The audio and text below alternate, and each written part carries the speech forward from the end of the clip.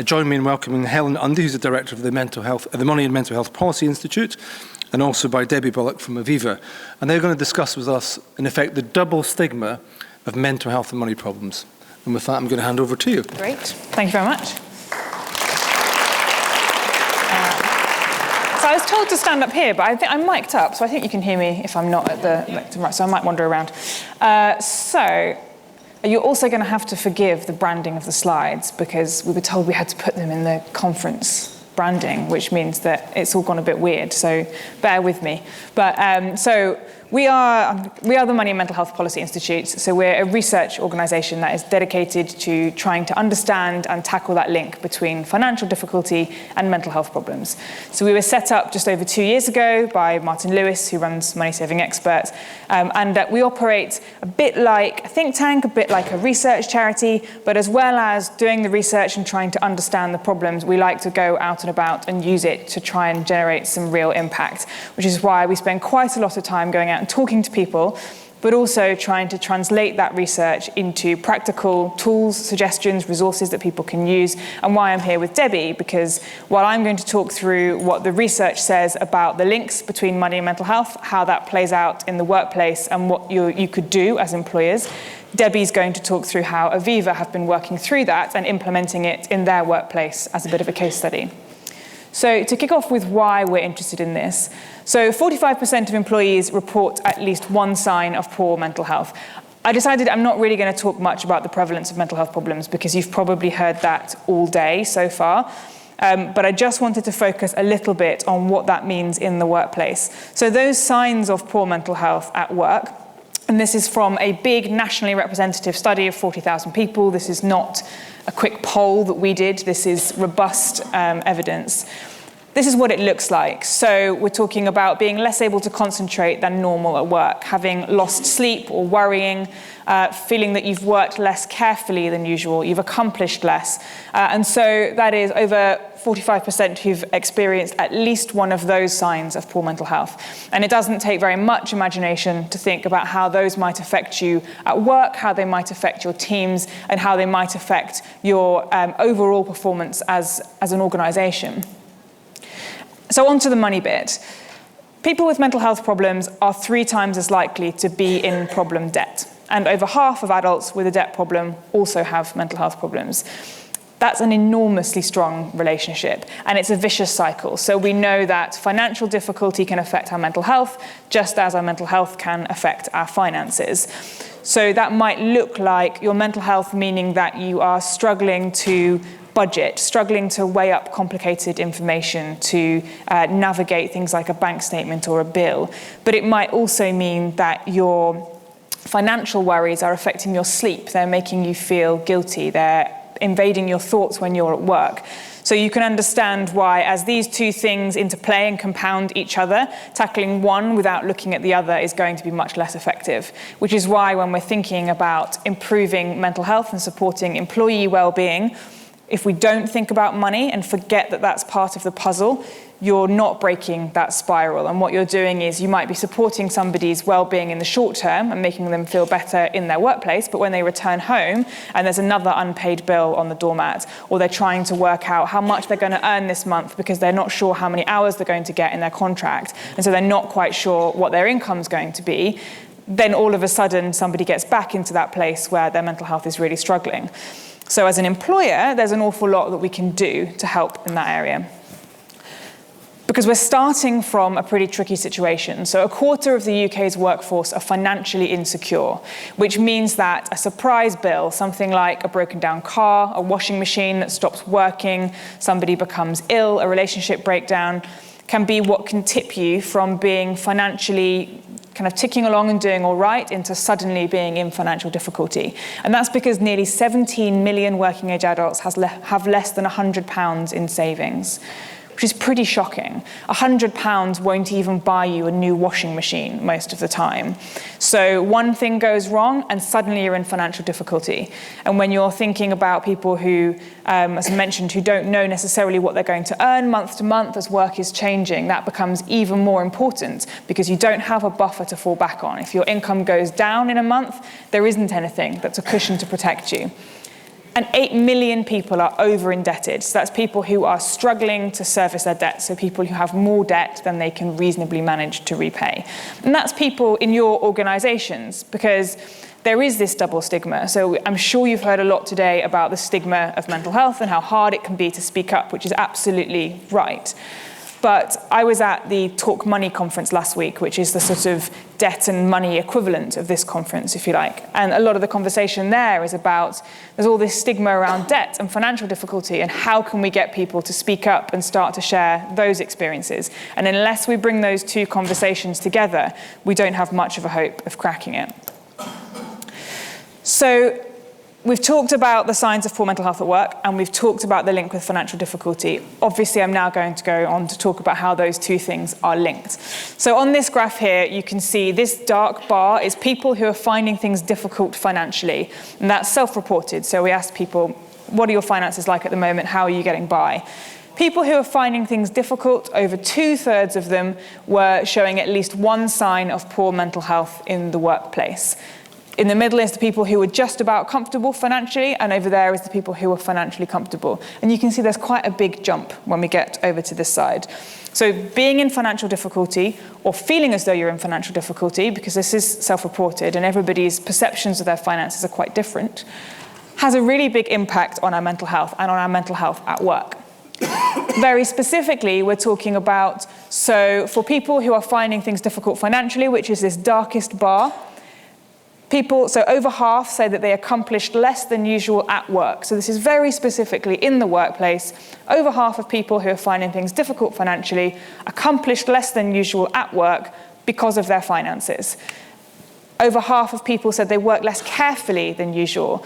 And for some workplaces, that's a really critical issue. So working less carefully, if you're in an environment that has a big element of health and safety, if you're in somewhere where mistakes can potentially cause real harm, that's something that we should be really concerned about. And that's probably related to loss of sleep, over worrying more than usual, and being less able to concentrate.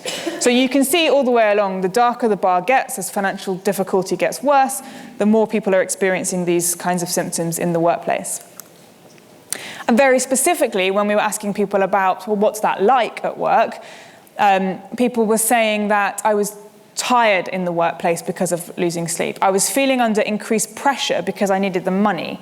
And that's an interesting one for me, is people's financial difficulty, meaning that they're feeling the performance pressure at work even more because they know that they can't afford to lose this job. They can't afford to not be given the shifts because they didn't perform well last time.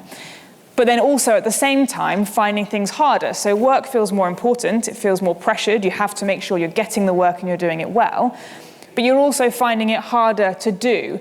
You're tireder, you're finding it hard to concentrate, you're less motivated, you're finding it harder to communicate with colleagues. And this group of people over here, so it's about 25%, were regularly spending time dealing with personal financial issues at work. And that feels like, well, that's something you shouldn't be doing, is dealing with your personal finances at work. But it's pretty hard to avoid if you're getting phone calls from debt collectors. If you're getting phone calls from a bailiff who's saying, I'm coming round to your house and I'm going to clamp your car, not taking those phone calls just because you're at work doesn't feel like a realistic option.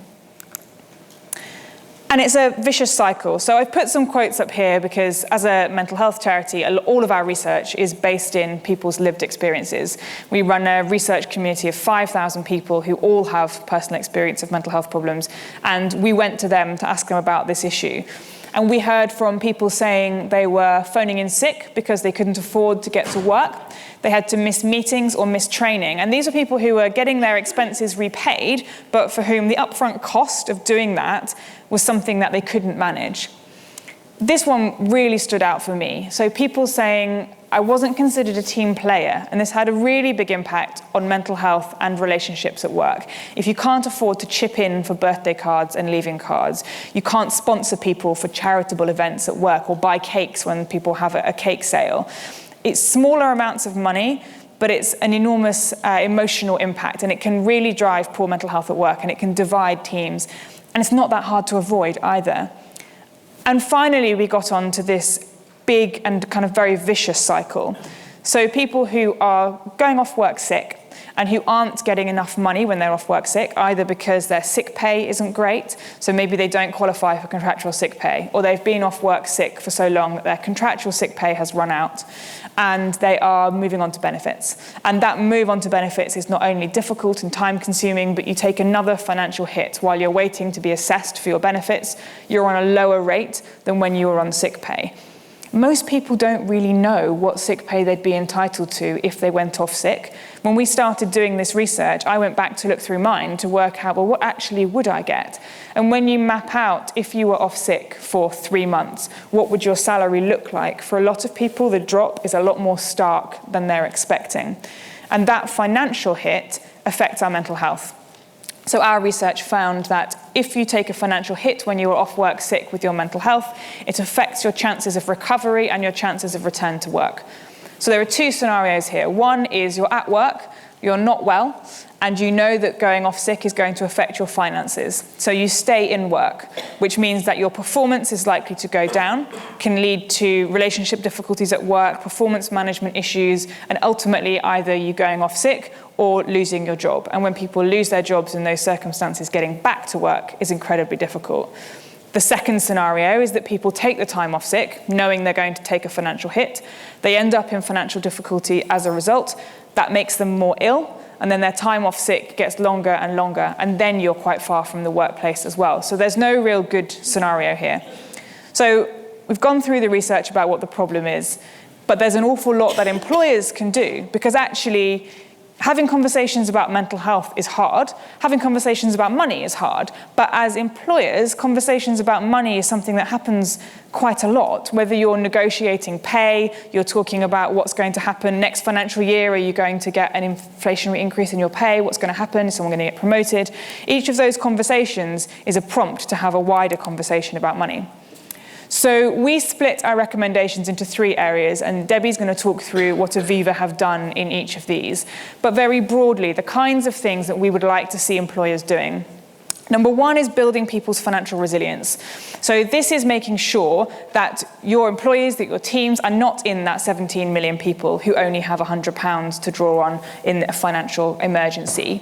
And also that their debts and their debt repayments aren't dominating their take-home pay every month. So that's offering things like payroll lending and payroll savings schemes. So those are initiatives that you could roll out to your teams in order to help them to either build up that financial cushion or to manage debt repayments at a relatively low cost for the employer and to build their financial resilience. There's also things you can do about signposting to good information, advice, and tools about building people's financial resilience. But I hope we can be ambitious and not just give people more information, although that is part of the puzzle.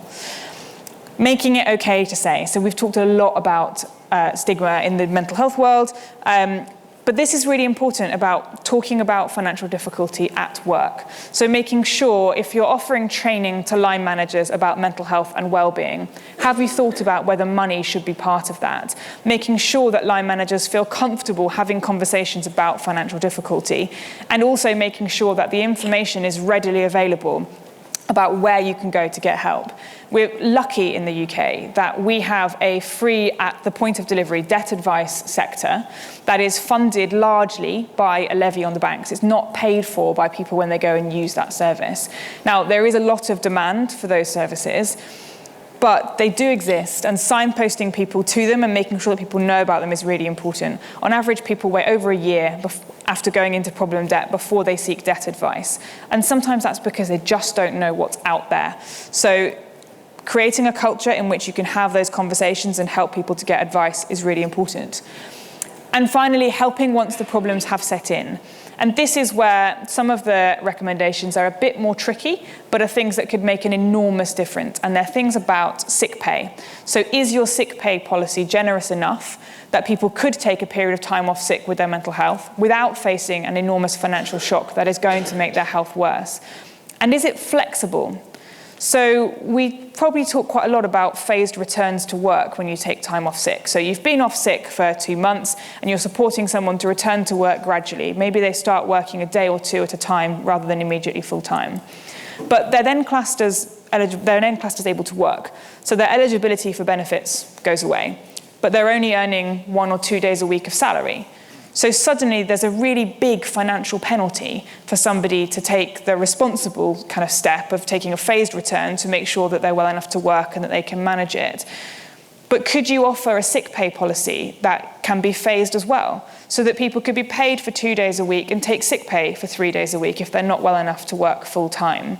And you could do the same at the other side. So if somebody is not well and they need to take some time off work sick, rather than somebody going off work sick all of a sudden, could you offer to reduce their hours and offer them some sick pay to make up some of the difference, acknowledging that this is not you being kind, this is somebody who is unwell, who's not well enough to work, and so it's appropriate that they should be given their sick pay when they're off. But also ensuring that people have information they need about access to benefits. So if somebody is off work long-term sick and you know that you're about to stop their contractual sick pay because their entitlement has run out, at that point you know that their income is about to take a drop.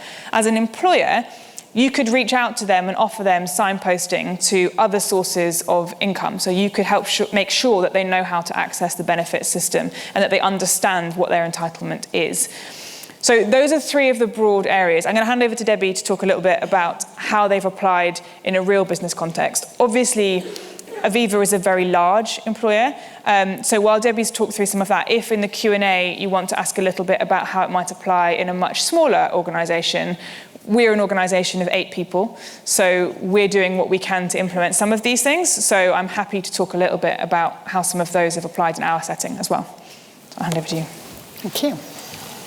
Oh, too far. Okay, so I lead wellbeing at Aviva. So Be Secure is our financial wellbeing part of our wellbeing programme, but it sits just as importantly with our full suite: Be Healthy, Be Mindful, Be Secure, and Be Awesome, which is about our social connectivity and things. But none of them stand on their own. As well as Helen said, your financial worries can impact your physical and your mental health, so it's really important that it underpins everything we do.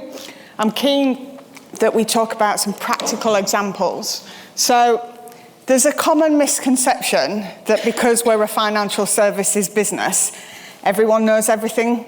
If you work for Aviva, you're going to have all your finances sorted.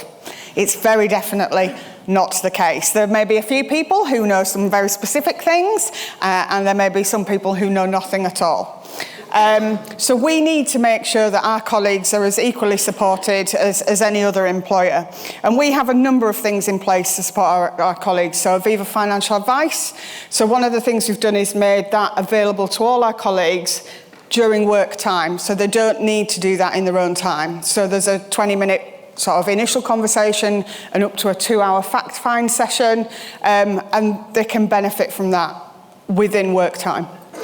We also run a number of seminars. So we have our midlife MOT, which focuses on wealth, work and wellbeing for our 45 plus colleagues, but also My Retirement My Way, looking at how you can use the pension benefits and how you should prepare for what life might hold post-retirement. That's aimed at our 55-year-old plus colleagues. But we also spend time under our wellbeing banner promoting all the other benefits that are available to you as an employee. So things that you've probably already got in place as employers and organisations, whether that be discount with a cafe over the road who knows you all go in on a Friday for that, you know, special lunch or bacon butty on a Friday morning. Or if you're a larger company, your local retailers, maybe a discount scheme or even national discount schemes. So we call ours Aviva Extras. So we make sure that colleagues are aware. It's about how they can make savings and decisions which might help their financial situation, so they don't put themselves in financial distress, which would impact on their mental health and their well-being. And the reason why it's important we have these conversations with colleagues is because we are seen as an employer to be someone that you talk money with. You are reliable. If you're not sure who to believe, quite often you would believe what your employer said. So it's really important to be that place to have that information and go to. In terms of making it okay to speak up, so one of the things we've heard in a number of the sessions today is about the role of line managers, or people leaders as we call them in Aviva, and making sure that that it's an okay environment to talk about both mental health and financial health. And we include financial wellbeing in our people leader mental health training. We're training all 2,500 of our line managers, and the research that we've done so far suggests that post-training 91% of those colleagues are comfortable about having conversations with their team about both mental health and, because we talk about it in the context of financial wellbeing as well. So it has a real difference, and that's an investment of 3 hours of their time to get to that point, but it's worth doing. We also make sure that we have some compulsory training that we have to do every year, essential learning. And as part of that, we've got a diversity and inclusion strategy that includes the kind of things you were saying about the contribution to cards and collections. And we all go out for a team session every month. Actually, you know, is that affordable for everyone? So that's included in our essential learning for everyone in the company, so that you've got that in your thoughts as you plan those things. But it also applies to us as we deliver things like our wellbeing programme. So it's like, yeah, let's get everybody access to gyms and activity classes. But for many people, that's not affordable. So yes, we want everybody to be physically active. And yes, we know that that can help your mental health. But if it's £40 or £50 a month to join your local gym, how can you do that? So we've partnered to offer a discounted gym service, so that for less than £10 a month, all our colleagues can have access to an exercise programme. So it's building it into everything that you think about, whether that be a wider wellbeing programme or other things. And then help when it sets in. So we offer our colleagues 12 months fully paid sick leave. That's our sick policy. And that applies from day one when you walk in the door. There's no qualifying period, nothing. So 12 months full pay. And we have individual conversations, so we don't have a series of triggers or anything like that. It's all about people leaders taking individual conversations with colleagues about what's right with them. And then when that 12 months comes along, as Helen says, there's that potential that an individual can fall off the edge of the cliff. So it's great, I've been off 12 months sick, my recovery is on the way, and now my sick pay is going to finish. What happens? So we provide every one of our colleagues with group income protection. Again, from day one, when you join the company, it's automatically included. There's no situation of cancelling people out because of pre-qualifying conditions. It doesn't matter. And what group income protection does is it provides you with a financial payment after 12 months. So when the sick pay is finished, that will kick in. But actually, more important than the financial benefit is we help people get back to work. We provide solutions for them through the group income protection to help their recovery. And that might involve paying for things that would take longer to do through the NHS or that they can't access themselves. And we do that for physical and mental health issues. Whatever the reason you're off work, group income protection is there as a catch-all. So it's really important that you do that. And then the final thing is our employee assistance programme. So we have 300 calls or contacts a month with our employee assistance programme, and a fair percentage of those are about debt or financial information. So it's about making sure we promote and make people aware that that service is there. EAPs are often thought of as counselling support services, and that's the only role they play. One of the things we do is spend a lot of time making sure we communicate that the EAP is there for broader reasons.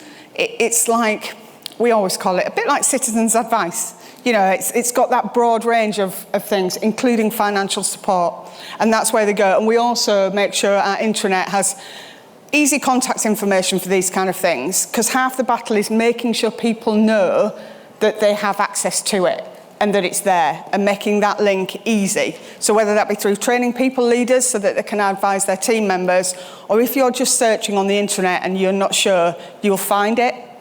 So that's a real quick whistle-stop of what we do. But we wanted to leave as much time as possible for questions on Slido or any other kind of form of questions. Great. So I think this will come up with some questions. Fantastic. But also feel free to stick your hand up if you have questions that you want to ask in the real world. So what do we have on here? So I've got a few. So how Do we know how many people annually shift from comfortable financially to financial difficulty, and is this population growing? That's a very difficult question.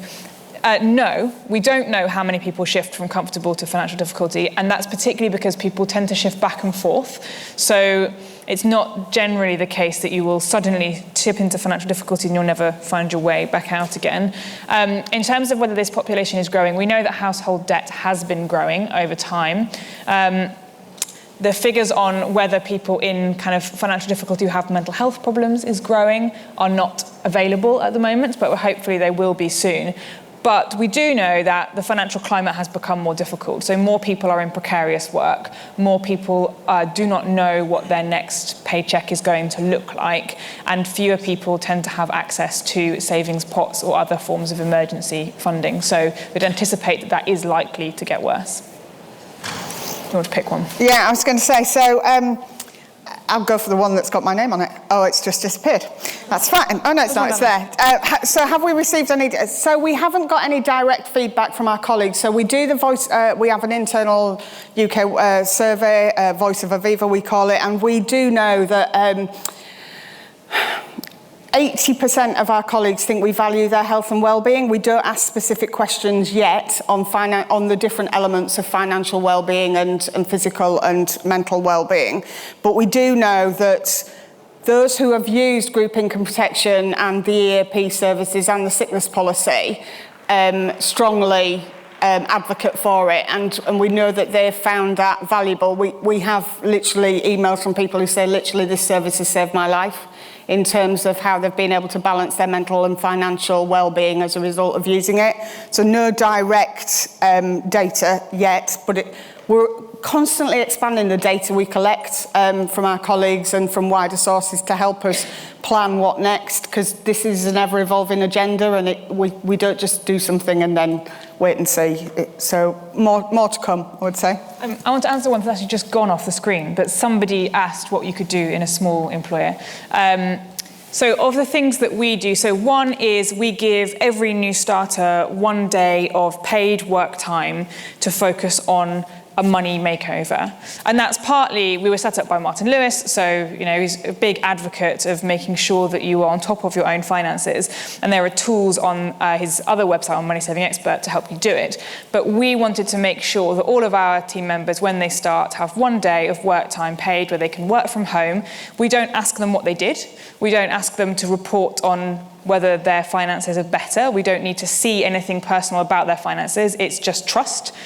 Ultimately, we figure the chances of abuse are fairly low, and if somebody has 1 day of time when actually they end up watching Neighbours and not doing that much on their money makeover, we can probably take the hit. But that isn't what's happened so far. What we tend to find is that people come in afterwards and say, actually, I've just moved jobs, and that's a really good time to have a think about my incoming money and what I'm spending. And people have switched energy providers. People have managed to find better ways to pay debt. People who are in shared houses, it can be quite hard to find the time to think about negotiating, switching an energy provider. So that made a really big difference. Secondly, all line managers have a corporate credit card, which is quite a bit of admin for an organisation of our size, but we decided that it was really important to reduce the cost of work, because before we did that, we found that people were making lots of expenses claims because they were paying for small things like refreshments for meetings. We run lots of research focus groups. People were having to pay for the refreshments for those. And those expenses were kind of £5-10 at a time. They weren't huge amounts of money. But I think it's really important that you don't make an assumption about who within your team can afford £10, even to always say, oh, it's all right because the higher paid people are the ones that foot the expenses, because we don't know what's happening in those people's lives and we don't know what other demands they might have on their income. So providing those corporate cards for everyone also meant that actually we reduced the amount of time we spend processing expenses claims. So overall, it probably works out a lot easier. We are a member of the Mindful Employer Scheme, which means we have access to their EAP program, which has debt advice as part of it. It's really inexpensive and it has proved to be really useful. And then we do all of the free things like signposting to debt advice and making sure that people have the information that they need. So we try and do as much as we can within that list. And I'm going to whistle stop one question because we're on our last 1 minute countdown. But as a line manager, is it ever okay to talk to raise the issue first? I think we try and foster a culture of open and honest conversation. And I think for me, if that trust, if you build a culture of open and honest conversation for whatever the reason is, whether that be about performance or mental health or financial well-being, if that trust has been built up, then starting the conversations with, are you okay? Is everything okay? Might just draw out that conversation. You're not going to go, are you paying your mortgage? Or, where's your next, you're not going to approach it like that. But I think if you start the conversation and you've built up an element of trust in open and honest conversations, then they will probably, if you ask the right questions, subtly, start to draw it out. And if you feel it appropriate, depending on how long you could broach that with, and financially, question mark? I think also, if you show people what you can do, so you show people that you have access to support that could help them to manage their money, if you show people how they can get access to debt advice and to services that could really help them, then people don't necessarily have to tell you. So you don't necessarily need to know that financial difficulty is the thing that is affecting the mental health of somebody in your team at work in order to be able to offer the kinds of support that you might do as an employer. You would want to make sure that all of your team know how to access it. And somebody might choose to tell you and they might not. But if you can make support available to everybody, then that's their choice rather than you having to think, do I need to ask someone if they're struggling financially because I think I could offer them some help, but I don't know how to do it. Yep. And we're out of time. We are out of time. Great. Thanks. Helen and Debbie, thanks so much. That was a tour de force of both the theory and the practice involved in what's really a kind of vicious cycle of money and mental health.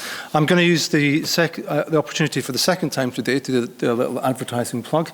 The Mental Health UK also runs the Mental Health and Money Advice Service, and that's specifically designed for people in that situation. So if you are a big employer or a small employer, you want to point people that way, please do. And the second thing is I'm delighted to hear about that corporate credit card initiative because Helen actually lives around the corner from me and we share a local pub. So hopefully we'll extend to that. So thank you so much to both of you. Join us in 10 minutes where we'll be talking about returning to work after absence. But I'm sure you want to give Helen and Debbie a big thanks.